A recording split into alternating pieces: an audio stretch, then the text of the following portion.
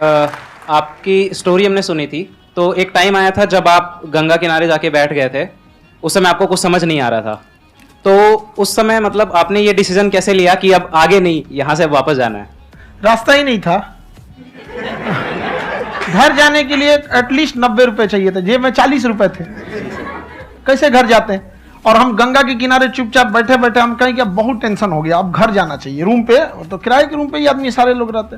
गए वहां पे तो रूम लॉक हो गया था। तुम खटखटाए तो ऊपर से गुस्सा से बोले जो ऑनर थे, क्या टाइम हो गया है? तुम कहे 9-10 बज रहा होगा। गाड़ी देखिए तो 2 बज रहा था रात का, 2-2:30 बज गया था वहाँ। टेंशन में आप तो होता है, कई बार ऐसा समय आएगा कि लगेगा जैसे अब कुछ नहीं हो सकता है।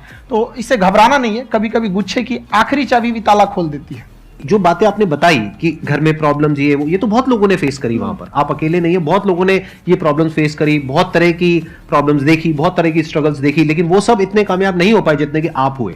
तो आपके अंदर ऐसा कुछ ना कुछ है जो औरों के अंदर नहीं है। तो वो मैं जानना चाह रहा हूं कि वो ऐसा क्या था जहां से कि आपका दिमाग यहां तक सोच पा रहा है कि मैं पूरे इंडिया में इतने बड़े लेवल का चेंज लेकर के आ सकता हूं, एजुकेशन फील्ड में रेवोल्यूशन लेकर के आ सकता हूं।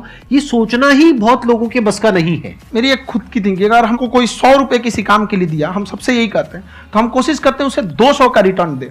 अगर कोई हमसे 200 रुपया फीस दे रहा है, 250 दे रहा है, तो हम उसको ये कोशिश करते हैं कि तुम्हें ऐसा लगे कि नहीं भैया हमने 10-20 हजार का पढ़ लिया यहाँ पर।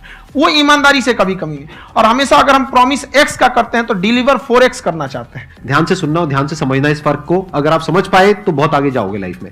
एक वो होते हैं जो ये सोचते हैं कि हमें सब कुछ मिल जाए, हमें कुछ भी करना ना पड़े। दूसरी कैटेगरी होती है लोगों की जिनको जितना मिलता है उसमें भी चोरी चकारी करते हैं या कोशिश करते हैं कि उससे कम दे सामने वाले को जितना कि हमें मिल रहा है।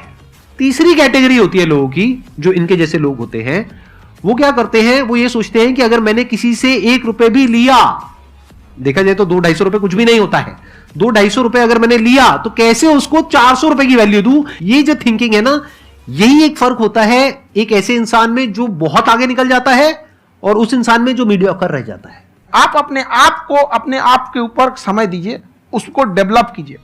जब आप अपने आप के ऊपर खर्च करते हैं तो आने वाले समय में लोग गूगल पे आपको सर्च करते हैं। क्या बात है सर, ये आपने अभी बनाया है या ये कोई पुराना आपका वो है? बनते रहता है, इसे फ्लो में बन जाता है।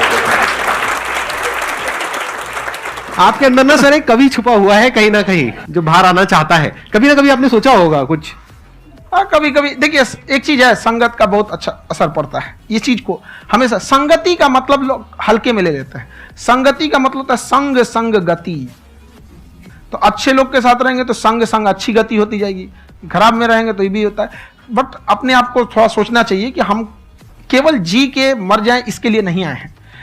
लोग कहते हैं कि सर नाम क्यों नहीं बताते अपना। हमारी एक ही सोच है कि जाने के बाद इस दुनिया से हमको मतलब एक चीज देना चाहते हैं स्टूडेंट्स को, कि वो याद करें कि इस पैसे की भाग दौड़ की दुनिया में हर कोई दोनों हाथ से लूटने में लगा है, खाली हाथ जाने के लिए ये सबको लगा है। तो हर कोई को ये सोचना चाहिए कि था कोई इंसान जो इतने कम फीस में इतनी शिक्षा जो महंगी थी, जो कमाने का रास्ता था, उसको भी एकदम कंपटीशन इतना कर दिया कि अब लोगों को अपनी फीस बढ़ाने में डर लगता है कि अरे यार, लड़का कमेंट करता है कि खान सर इतना ले रहे हैं, आप बहुत बड़ा टीचर हो गए।